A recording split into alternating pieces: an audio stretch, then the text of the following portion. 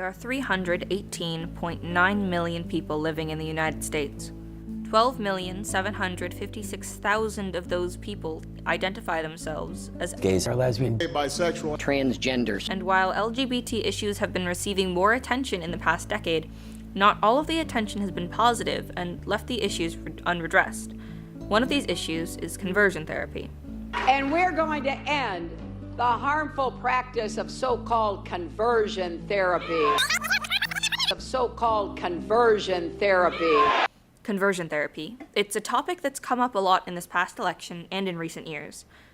But what is it really? To answer this question, we turn to some experts. Conversion therapy has to do with changing from someone from gay to straight, usually is what it means. It never means the other way around.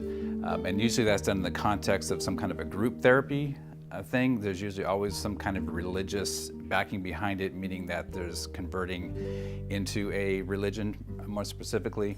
And the third piece of that is reparative therapy, which takes a more psychological approach to conversion therapy.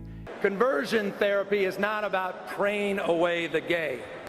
It's an emotional torture against our most innocent citizens, our children. In fact, according to the American Psychological Association, sexual orientation was unlikely to change due to sexual orientation change efforts. Psychologists don't consider it a therapy because there's no scientific evidence whatsoever that conversion therapy is useful or effective. In fact, there are no scientific studies that indicate that there are any positive benefits from conversion therapy. And yet, despite this, both reparative therapies and ex-gay ministries persist. In fact, sexual orientation change efforts have been around since the 1800s.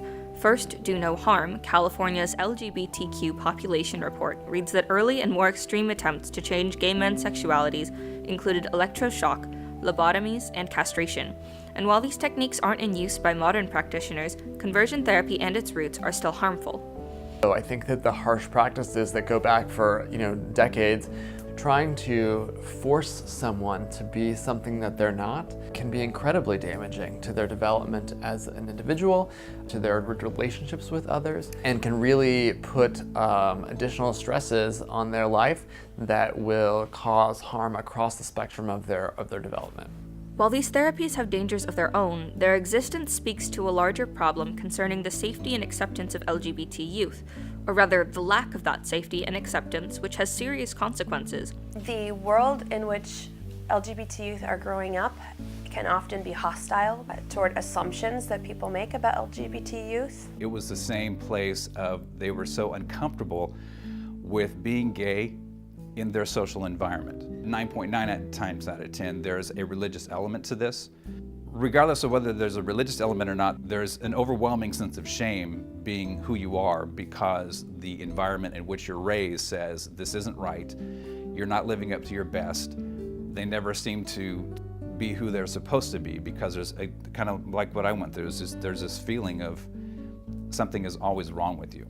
According to the Human Rights Campaign, highly rejected LGBT youth were more likely to experience depression, attempt suicide, use illegal drugs, and be at risk for HIV and STDs, when compared to those who experienced little to no rejection. At a really basic level, just love your child.